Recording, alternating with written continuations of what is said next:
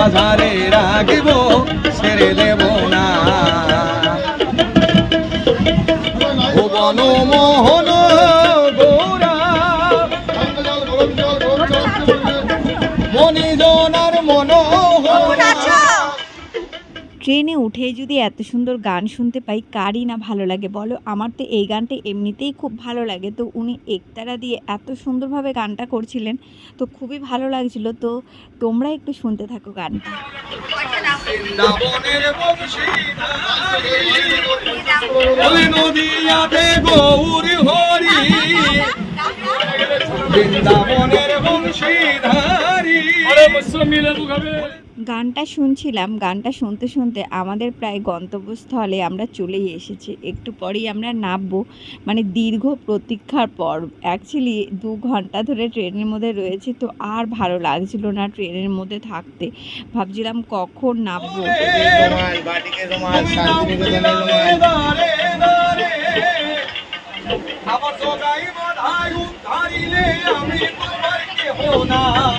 ছেড়ে দেব না তোমায় হৃদ মাঝারে রাখিব ছেড়ে দেব না।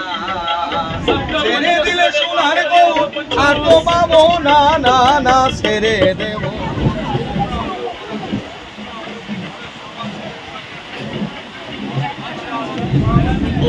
আর বসে থাকতে ভালো লাগছে না, আর ভালো লাগছে না এখনই। এই যে আবার চলে এসেছি আমরা ঘুগনি নিয়ে। দেখো আমরা ট্রেনের মধ্যে পিকনিক করছি আজকে, একটার পর একটা। ওই দেখো গপু খাচ্ছে ঘুগনি, আমাদেরটা একটু ঝাল দিয়েছি বেশি করে, ওটা একটু কম। এই যে খাচ্ছে কম ঝাল দিয়ে। এই গপু তোমাকে দেয়নি? গপু দেয়নি? দেখো ভিড় ধরে নিয়েছে, দেখেছো? আমরা এখন নামবো, অনেক বছর পর মানে এত দূর আসলাম আমরা। আমাদের লাস্ট হলো রানাঘাট অব্দি যাই, তারপর আমরা আর আসি না। তো দিকের বামপির চক্করে আমাদের আসা হলো, খুব ভালো লাগছে। ট্রেনটা অনেকটাই ফাঁকা ছিল। আর দেখেছো আমরা অনেক কিছু খেয়ে নিলাম, ঘুগনি খেলাম, এটা ওটা খেয়েই যাচ্ছি। আমরা চলে এসেছি দীর্ঘ প্রতীক্ষার পর আমরা এখন নামবো। চলো, এ তো নামার জন্য ব্যস্ত হয়ে গেছে। ওকে চারটে চারটে করে প্রায় 10-15টা স্টপিস আমরা পরে চলে আসলাম। চল চল নাম, ও ট্রেন থামেনি। এখন কোথায় যাব আমরা? গপু কোথায় যাব? ওই দেখো গপু এসে পৌঁছে পড়েছে, দেখেছো? পৌঁছে পড়েছো বাবাই? হাঁপিয়ে গেছো তুমি ট্রেনে চড়তে চড়তে? ট্রেন থেকে নেমে আমরা একটু বসে রেস্ট নিয়ে নিলাম, আর আরেকজনের জন্য অপেক্ষা করছিলাম। তো তারাও একই ট্রেনে এসছে। চলো দেখতে থাকো কারা কারা এসছে আর কারা কারা আমরা যাচ্ছি। এই যে দিদির বান্ধবীদের সাথে দেখা হয়ে গেল। এই যে হ্যাঁ, এই যে এইটা হলো 2 দিদির, হ্যাঁ সবার ছেলে, 2টো দিদির ছেলে। দেখো সব বড় হয়ে গেছে, সবার ছেলে বড় হয়ে গেছে, আর সবাই একদম গোলুমলু হয়ে গেছে। নে বাবু গিফটটা নে, একটু ভালো করে নে।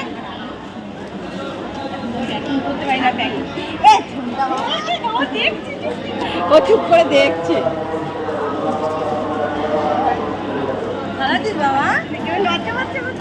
সব বড় হয়ে গেছে, দেখ সবাই বড় হয়ে গেছে, তুই ছোট হয়ে গেছিস, আমি ছোট হয়ে গেছি। আর এক ঘ্যাট মেরে। এখন আমরা যাব হলো অটো করে, টোটো করে না অটো করে, টোটো করে যাব একদম দিদি বাড়িতে। মনে হচ্ছে দূরপাল্লা ট্রেন থেকে আমরা নামলাম, এতটা জার্নি করলাম আমরা। এখন চলে এসেছি আমরা জিরাট। হ্যাঁ পুরো ফাঁকা ছিল। এই যে এইটা হলো 2টো দিদির ছেলে, 2 ছেলে। তো দেখো 3 জন, আর আমার ছেলে ওই যে কোলে। চলো যাই, ওখানে গিয়ে কী করবো সেটা তো তোমরা দেখতেই পারবে। ফার্স্টে ভেবেছিলাম বৃষ্টি হবে, কিন্তু বৃষ্টি হয়নি।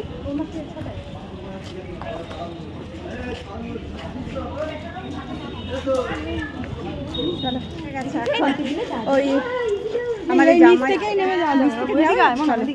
আমরা আমাদের জায়ম্বু টোটো নিয়ে দাঁড়িয়ে রয়েছে, তো আমরা টোটো করে যাবো।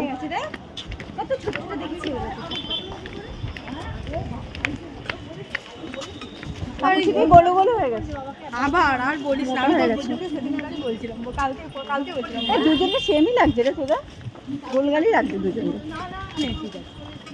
পরের বার আসবে আমরা টোটোতে উঠে পড়েছি। এই যে গপু হলো নতুন মনির কোলে চলে গেছে, দেখো নতুন মনির কোলে বসেছে গপু। হাই দাও।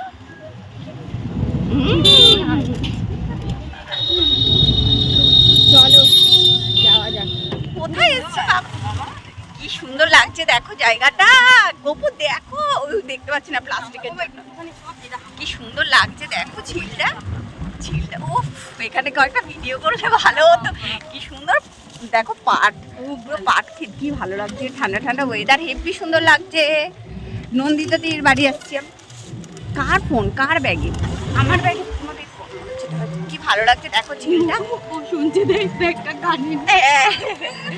এই যে গপু এখানে বসে রয়েছে দেখো, মনির কোলে বসে রয়েছে। আর ওয়েদারটা এত ঠান্ডা, মানে সত্যি কথা এরকম নিরিবিলি জায়গায় মানে কিছুদিনের জন্য ভালো লাগবে, কিন্তু সবসময়ের জন্য ভালো লাগবে না।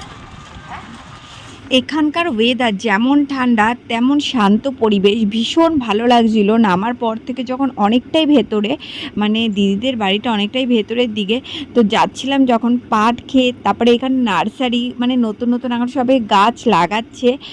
শীতকালে সব ওই গাছগুলোই আমাদের এখানে ট্রান্সফার হয়ে যায়, তো সব নার্সারিগুলো এত ভালো লাগছিল দেখতে। তো যাই হোক, পুরো হলুদ গোলাপ ক্ষেত, এত সুন্দর লাগছিল। ভেবেছিলাম যে আবার আসবো, কিন্তু আমরা আবার বিকেলের মধ্যে দেখো এখানে একটা ঝিল। বাবা দেখো কি সুন্দর জায়গাটা, দেখো এখানে একটা ঝিল, একটা ঝিল, ওই যে ওই সামনে একটা ঝিল। কি ভালো লাগছে, পুরো ঠান্ডা ওয়েদার, খুব সুন্দর লাগছে। না কার বেশি লাগবে না, সত্যি কথা ওয়েদারটা। আর গপু দেখো ঘুমিয়েই পড়েছে। গপু ঘুমিয়ে পড়েছো? না না, তাকিয়ে আছে তাকিয়ে আছে। তাকিয়ে আছে আচ্ছা না মা ডাকছে। মামা ঘুম পেয়েছে। কি এটা কি বলো, নদী না ঝিল? ঝিল কি বাবা? ঝিল ঠিকই বলেছে, দেখ ঝিল। ঝিল বাবা, উচ্চারণ করতে শিখেছে, যেটা বলবে সেটাই করবে।